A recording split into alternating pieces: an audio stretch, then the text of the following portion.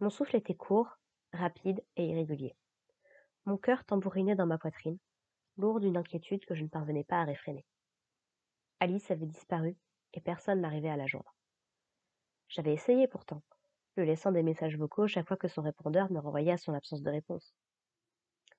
Je courais sans avoir la moindre idée de l'endroit où elle pourrait se trouver. Je passais en revue tous les lieux où je savais qu'elle aimait aller, les endroits où nous avions l'habitude de nous retrouver, n'importe quoi qui puisse m'aider. Et chaque nouvel échec, quand le lieu en question s'avérait vide de sa personne, j'angoissais davantage. Je me souvenais parfaitement des paroles de Sam au gymnase, qui m'avaient figé sur place. Alice avait manqué une répétition importante du cours de théâtre. Alice avait demandé à ses amis de partir devant elle, car elle avait quelque chose à faire. Alice, qui ne répondait pas aux appels. C'en était plus que je pouvais supporter, et j'avais eu l'impression qu'un mur me tombait dessus. Elle n'agissait jamais comme ça. Elle ne laissait jamais les gens sans nouvelles. C'était une fille mature et posée, qui prenait toujours les meilleures décisions dans les situations tendues.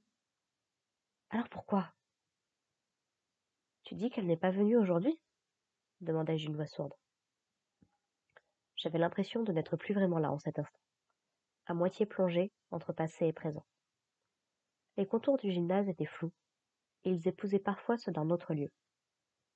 Je connaissais cette inquiétude qui se répandait tel un poison dans mes veines. Je la sentais envers chaque parcelle de mon corps, faisant se dresser les poils de mes bras et me provoquant des sueurs froides. Cette angoisse palpable, quand vous n'arrivez pas à trouver la personne à qui vous tenez le plus, et qui vous fait envisager le pire. C'était impossible, c'était une blague. Ça n'avait pas encore recommencé. Alors, toi non plus, tu ne sais pas? Remarqua Sam pensivement. Je suis vraiment désolée, mais je ne peux pas t'aider. Ne t'inquiète pas, je suis sûre qu'elle va bien. Ça arrive d'avoir des petits coups de mou de temps à autre. Et Alice est une fille sur qui on peut compter. Elle est peut-être tout simplement chez elle. Ces paroles me parvenaient comme à travers un voile d'eau, mais elles parvinrent quand même à m'attendre. Non, ce genre de choses ne lui arrivait jamais. De nous deux, s'il y en avait bien un qui avait toujours été fort face à toutes les situations, c'était bien elle. Moi, je finissais toujours par me lamenter et abandonner. Mais elle m'apportait un soutien que je ne trouvais nulle part ailleurs. Je ne pourrais pas supporter de la perdre. Je devais la retrouver, peu importe comment, et rapidement. En temps normal, j'aurais pensé comme elle et j'aurais eu confiance en Alice. Mais la panique et le stress que j'avais accumulés ces derniers jours étaient trop dévastateurs pour que je puisse voir les choses calmement. Sans même prendre le temps de lui répondre quelque chose, je tournai les talons et marchai en direction de la sortie. Mais au plus j'avançais, et au plus je me trouvais trop lent. Qu'étais-je en train de faire? Alice était en danger. Peu importe ce que disaient les autres, je savais qu'elle était en danger. Ou, pour être plus exact, je le sentais. Le genre de pressentiment que vous essayez de chasser par n'importe quel moyen, mais dont vous êtes persuadé qu'il n'est pas qu'une illusion. Tout le monde cherche à vous faire comprendre que vous ne vous inquiétez pour rien, ou qu'un tel lien n'existe pas. Mais vous finissez toujours par avoir raison, et le pire arrive. J'ai trop perdu la dernière fois que ça s'est produit. Je ne laisserai pas les choses se passer comme la dernière fois, plutôt mourir. Alex! Me cria la voix lointaine de Sam en me voyant soudainement courir. Je ne l'écoutais pas. J'étais focalisée sur une chose.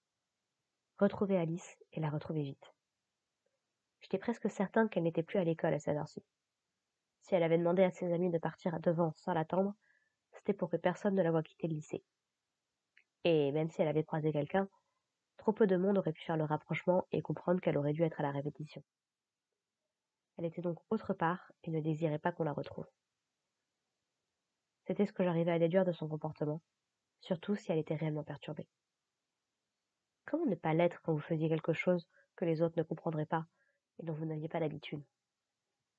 À moins qu'il ne lui soit arrivé quelque chose, mais je n'avais même pas envie d'y penser, ne serait-ce qu'une seule minute. J'étais déjà passée chez elle, mais personne ne m'avait répondu. Sa mère n'était pas encore rentrée de son travail. J'avais fait un crochet par le premier club de théâtre qu'elle avait fréquenté. J'étais repassée devant nos anciennes écoles, ou encore le parc où nous avions l'habitude de jouer étant petits. J'avais même été voir si elle ne serait pas au café de Sarah, mais rien. Même en rentrant en coup de vent chez moi, je ne l'avais pas trouvée, attendant devant la porte d'entrée. En désespoir de cause, je commençais à avoir épuisé toutes mes options. Je repensais alors à notre piscine municipale, même si j'espérais ne pas l'y trouver. L'odeur du chlore me prit à la gorge, en restant seulement à l'entrée, et je commençais déjà à me sentir mal. J'avais un important point de côté qui me faisait souffrir, et j'étais à bout de souffle. Je n'avais jamais été sportif, et l'endurance n'était certainement pas la capacité dont je pouvais le plus me vanter. Je pouvais à peine faire un pas devant l'autre sans grimacer, sentant mes blessures bien réveillées cette fois-ci. Je pouvais au moins reconnaître que Matt savait cogner fort quand il le voulait. J'observais les yeux avec de grands mouvements de tête, cherchant la silhouette familière de celle pour qui j'aurais été prêt à tout. Mais aucun œil bleu ne vint à ma rencontre, ni aucune longue chevelure sombre. Pouvait-elle bien être? Ce lieu était le dernier auquel je pouvais penser dans l'instant présent. Je n'en voyais pas d'autre. C'est là que Nathan venait s'entraîner à la natation, et non pas là où nos parents avaient voulu qu'il prenne les cours.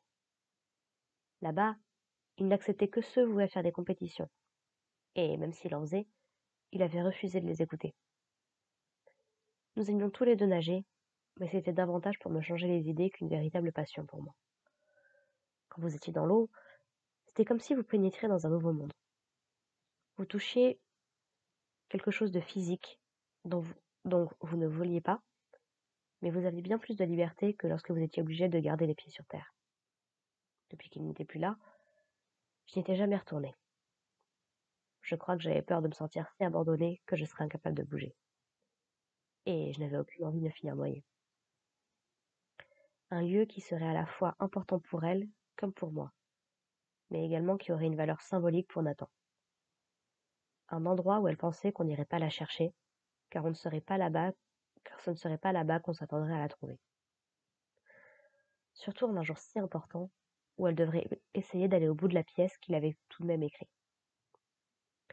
Ce fut comme si la réponse était devant mes yeux depuis le début, et que j'avais fait exprès de ne pas poser les yeux dessus. C'était ma dernière chance, où je devrais attendre avec impatience qu'elle revienne.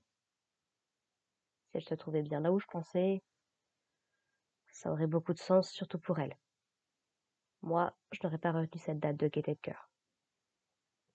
Reprenant mon souffle, j'entrepris de me calmer lentement, en profitant pour laisser mon corps se reposer un peu. Je n'avais pas réalisé que cela faisait déjà 3 ans. J'aurais vraiment préféré ne pas repenser à ce jour-là, où j'avais compris que toute chance était perdue. Mais je l'avais accepté, car il comptait plus que tout pour moi, et je ne voulais que leur bonheur. Même si j'avais senti un sentiment plus poussé qu'un simple agacement envahir ma poitrine. Oui, elle serait sans doute là-bas, et j'avais besoin de tout mon contrôle pour réussir à y faire face. D'habitude, j'étais bien plus calme, même si je pouvais sentir la culpabilité revenir à mon esprit. Mais ces derniers temps, quittant donc la piscine, je commençais à marcher avec lenteur, complètement à l'opposé de mon comportement précédent. Je ne voulais pas y aller, car je n'avais pas envie que les souvenirs m'envahissent de nouveau. Je ne voulais pas revivre le même calvaire que lorsque Matt m'avait craché au visage tout ce qu'il pensait. Pourtant, je savais que je n'avais aucun moyen d'y échapper, surtout si je voulais la retrouver. Cependant, j'étais loin de me douter que les choses se passeraient aussi mal, ni même qu'il serait là lui aussi.